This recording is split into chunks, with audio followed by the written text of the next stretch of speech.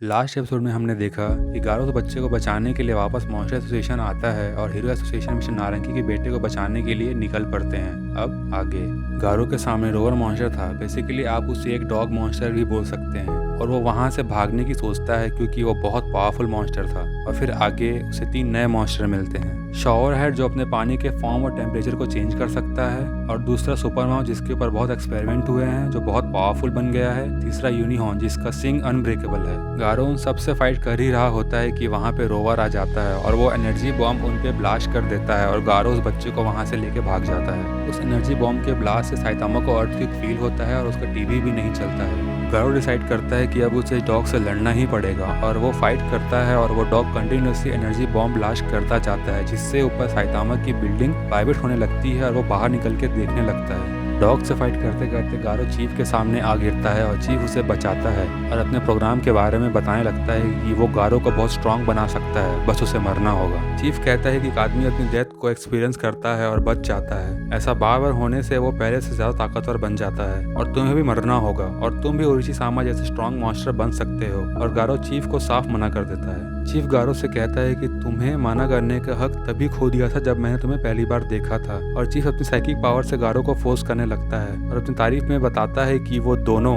तात्सुमाकी और फुबुकी से ज्यादा पावरफुल है। और फिर हम गारो और चीफ को फाइट करते हुए देखते हैं और फिर चीफ को याद आता है कि सारे हीरोज भी आने वाले हैं फाइट के लिए, तो उसे उनके लिए स्टैमिना बचा के रखना होगा। और गारो से ओरिची डील कर लेगा और फिर वो ओरिची को बुला लेता है गारो को पकड़ने के लिए। और फिर हम गारो और ओरिची की फाइट देखते हैं। ओरिची गारो को बहुत बुरी तरह से मारता है पर गारो बार बार खड़ा हो जाता है। फिर स्क्रीन शिफ्ट होता है जहाँ पे चाइल्ड एम्पर कहता है कि वहाँ पे 500 मॉन्स्टर्स हैं। मैंने अभी सिलराइड के जरिए पता किया है, तो सभी को 60 मॉन्स्टर पर पर्सन मारने होंगे। और तभी वहाँ पे स्वीट मास आ जाता है और जो अपने आप को इस मिशन का लीडर बनाने को कहता है और उसकी बात से कोई भी सहमत नहीं होता। फिर वहाँ पे किंग आ जाता है। स्वीट मास उसे अपने साथ ज्वाइन होने के लिए कहता है और बोलता है कि ये क्या लगा है तुम्हारे कपड़ों पे। तो हीरो एसोसिएशन के आदमी कहते हैं कि किंग पूरी रात उन मॉन्स्टर से अकेले नॉन स्टॉप लड़ रहे थे और सब इम्प्रेस हो जाते हैं किंग से। और फिर स्वीट मास भी वहाँ से चला जाता है ये कहते हुए कि चलो कोई तो अपनी जॉब को लेकर सीरियस है। हीरो एसोसिएशन में सिल्वर फैंग सीची से कम्युनिकेशन के लिए एक मोबाइल फोन मांगता है और सीची ठीक है कहता है। फिर सिल्वर फैंग सीची से गारो के बारे में कुछ भी इंफॉर्मेशन मांगता है पर सीची उसे कुछ भी नहीं बताता है और बदले में उसे पूछता है कि तुमने गारो को जाने क्यों दिया। रिप्लाई में सिल्वर फैंग कहता है कि मॉन्स्टर एसोसिएशन वाले बीच में आ गए थे इसलिए। फिर सिल्वर फैंग समझ जाता है कि हीरो एसोसिएशन उन पे शक कर रहा है। तभी वहाँ पे किंग उस मीटिंग से भाग के उसी कमरे में आ जाता है जिसमें सिल्वर फैंग बैठे हुए हैं और वो किंग से पूछते हैं कि तुम यहाँ क्या कर रहे हो। और फिर रिप्लाई में किंग उसे बताता है कि क्लास एस हीरो का समन हुआ था एक रेस्क्यू मिशन के लिए। मॉन्स्टर एसोसिएशन ने एक बच्चे को किडनैप कर लिया है और ये बात तुमसे या जेनस से छिपाने को कहा गया था। सिल्वर फैंग समझ जाता है कि गारो भी वहाँ होगा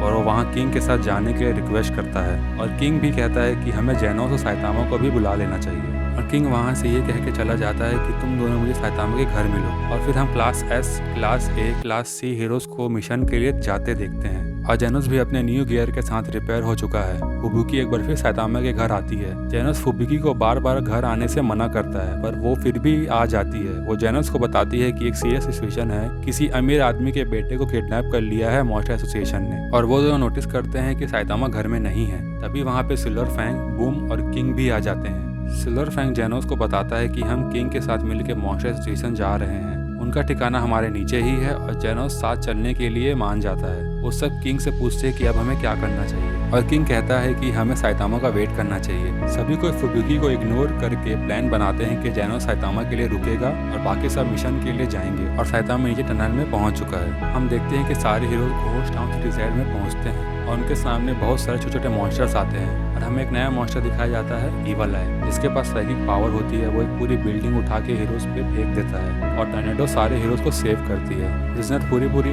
डार्क शाइन और स्वीट मास सब लोअर क्लास हीरोज को बचाते हैं। टॉर्नेडो और ईवल आई के बीच फाइट स्टार्ट होती है और यहाँ पे हम लोअर क्लास रैंक हीरोज को एक्शन में देखते हैं। Twin tail, green, shadow ring, double hole, jet night sky, captain Mizuki, strange binding shell, poison.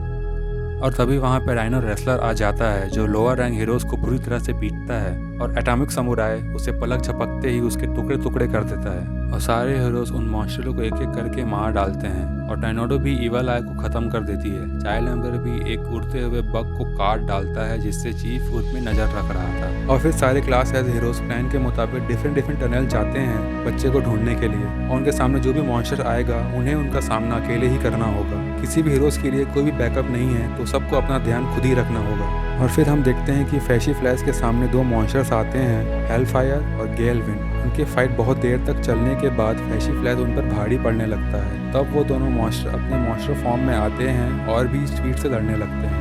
उसके बाद फ्लैशी फ्लैश अपना फाइनल ब्लो उन पे चलाता है, हैवी फ्लैश स्लैश, और उन दोनों मॉन्स्टर को दो टुकड़े में काट देता है। नेक्स्ट स्क्रीन में हम देखते हैं कि चाइल्ड एम्बर को ड्राइव नाइट की बॉडी मिलती है और वो उसे इंफॉर्मेशन डाटा ले लेता है। तभी वहाँ पे बर्ड मॉन्स्टर आ जाता है और वो चाइल्ड एम्बर पे अटैक कर देता है और चाइल्ड एम्बर वहाँ पे उसे वहीं मार देता है। फिर हम देखते हैं कि स्मोक बॉम्ब के जरिए चाइल्ड एम्बर गार्ड कर रहे मॉन्स्टर को बेहोश कर देता है और मिशन नारंगी के बेटे को बचा लेता है। फिर वो दोनों वहाँ से भाग जाते हैं और उन्हें वही रास्ते पे बर्ड मॉन्स्टर की एक डेड बॉडी मिलती है और वो उस डेड बॉडी को क्रॉस करके जा ही रहे होते हैं। तभी उस डेड बॉडी में से आवाज आती है और एक फ्लैश के साथ हम बर्ड मॉन्स्टर को और भी पावरफुल और भी न्यू पावर के साथ अपग्रेड देखते हैं। और जब चाइल्ड एम्पर का कोई भी अटैक बर्ड मॉन्स्टर पे इफेक्ट नहीं कर रहा होता तब चाइल्ड एम्पर अपना ट्रम्प कार्ड निकालता है, ब्रेव जायंट, जो एक बड़ा वॉर मशीन होता है। और चाइल्ड एम्पर के हर अटैक के बाद बर्ड मॉन्स्टर अपग्रेड होता जाता है और पावरफुल भी, और नए नए अपग्रेड के साथ बर्ड मॉन्स्टर मरे हुए लोगों को वापस जिंदा भी कर सकता है और फिर वो उन हेलफायर और गेल विंड को वापस जिंदा भी कर देता है। फिर बर्ड मॉन्स्टर अपनी बैक स्टोरी बताता है कि वो पहले इंसान था और एक टीवी शो में बर्ड की कॉस्ट्यूम पहन के शो करता था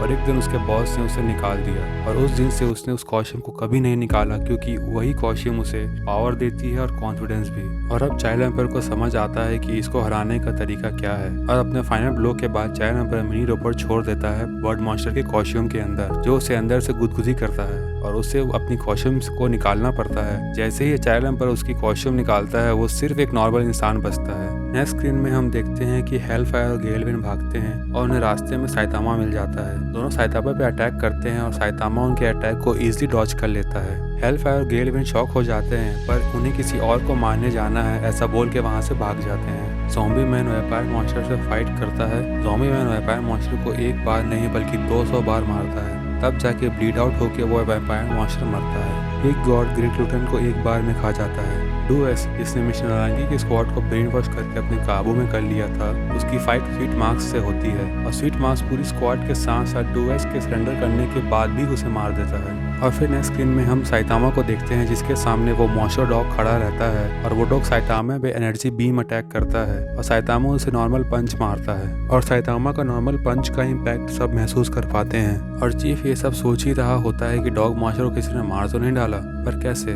तभी चीफ के सामने टॉर्नेडो आ जाती है और फिर हम चीफ और टॉर्नेडो के बीच फाइट होते हुए देखते हैं। चीफ टॉर्नेडो के ऊपर अपनी साइकिक पावर यूज करता है और टॉर्नेडो को कुछ भी फील नहीं होता और फिर वो उसे एक झटके में मार देती है। फिर नेक्स्ट स्क्रीन में हम साइतामा को ओरिजी के सामने देखते हैं। ओरिजी बिना सोचे समझे साइतामा में अटैक करने लगता है और साइतामा को ऐसे लगने लगता है कि ओरिजी जगह का मालिक है और साइतामा इतने शोर शराबे के लिए उसके पास कंप्लेन लेके आया है। ओरिजी डॉग मॉन्स्टर को आवाज दे के साइतामा को मारने के लिए बुलाता है और वो डॉग साइतामा को देख के भाग जाता है। एंड उस पॉइंट पे ओरिजी समझ जाता है कि साइतामा ने कुछ किया है, शायद ये वही हीरो है जिसने एल्डर सेंटिपीड गोकेत्सु को हराया है। और जो बाहर सिटी में अफवाहें फैली हैं घोस्ट मॉन्स्टर की, वो मैं नहीं बल्कि वो ये इंसान है। ओरिजी अपनी हिस्ट्री के बारे में वो साइतामा को बताने लगता है और तभी साइतामा ओरिजी को बीच में ही रोक के उसे कहता है कि मैं ये सब इंट्रोडक्शन स्टोरी पहले भी सुनी है, तुम सब मेरे एक पंच के हो। और ऐसा सुनने के बाद ओरिजी साइतामा पे एनर्जी बॉम्ब ब्लास्ट करता है जिसका इफेक्ट ऊपर सिटी में भी होता है और फिर साइतामा ओरिजी को एक पंच मारता है और ओरिजी वहीं पे खत्म हो जाता है और यहाँ पे चैप्टर 108 खत्म होता है।